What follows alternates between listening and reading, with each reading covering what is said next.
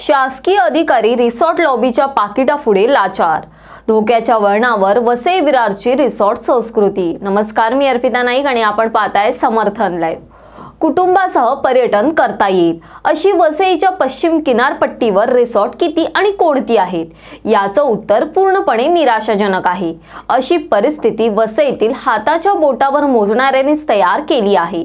काहींना आज गुरुचरण सरकारी जमीन लुटायची घाई आहे, त्यामुळे इतर 8 ते 10 जणांचे गैरकारभार दुर्लक्षित करून स्वतःला स्वतःचेच भले करून घ्यायचे आहे।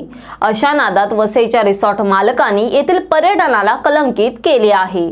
वसई विरारच्या किनारपट्टी भागात रिसॉर्ट संस्कृती नांदत आहे। अर्नाळा येथे 70, कळंब मध्ये 60 तर नवापूर रानगाव मध्ये 26 असे सुमारे 150च्या वर रिसॉर्ट या पट्टीत उभे राहिले आहेत। किनारपट्टीवरील कळंब राजोडी परिसरात सरकारी जमिनींवर अतिक्रमण करून त्यावर बेकायदा रिसॉर्ट बांधले आहेत। कळंब परिसरात काही ठिकाणी CRZचे उल्लंघन करून थेट किनाऱ्यावर रिसॉर्ट थाटण्यात आली आहेत। काही मोजके रिसॉर्ट वगळता 83 रिसॉर्ट अनधिकृत असल्याचा आरोप होत आहे। विशेष म्हणजे येथील रिसॉर्टमध्ये दमणची दारू विकली जाते। रात्री 12 नंतरही ओल्या पार्ट्या सुरूच असतात। यावर अशा अनेक तक्रारी स्थानिकांनी प्रशासनाकडे केल्या आहेत। कळंब राजोडी भागात 2010 नंतर बेकायदा रिसॉर्टचा प्रश्न जोमाने पुढे आला।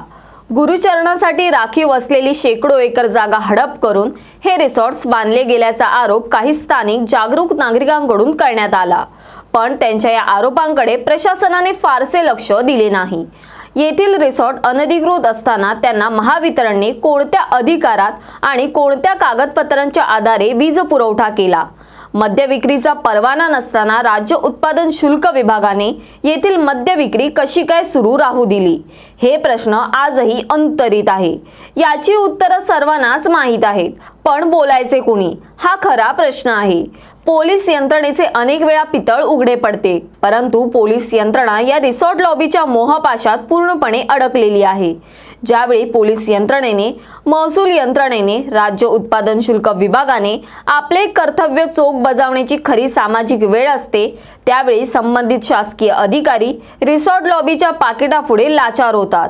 त्याचाच परिणाम गैरधंद्यामुळे सुंदर किनारपट्टीवरील पर्यटन व्यवसायाला गालबोट लागले आहे। शासकीय यंत्रणेची लाचखोरी आणि मिळेल त्या मार्गाने पैसे कमवण्याची रिसॉर्ट मालकांची प्रवृत्ती येथील पर्यटन व्यवसायाला कलंकित करण्यास कारणीभूत ठरली आहे। यामुळे वसई विरारची रिसॉर्ट संस्कृती धोक्याच्या वळणावर आली आहे।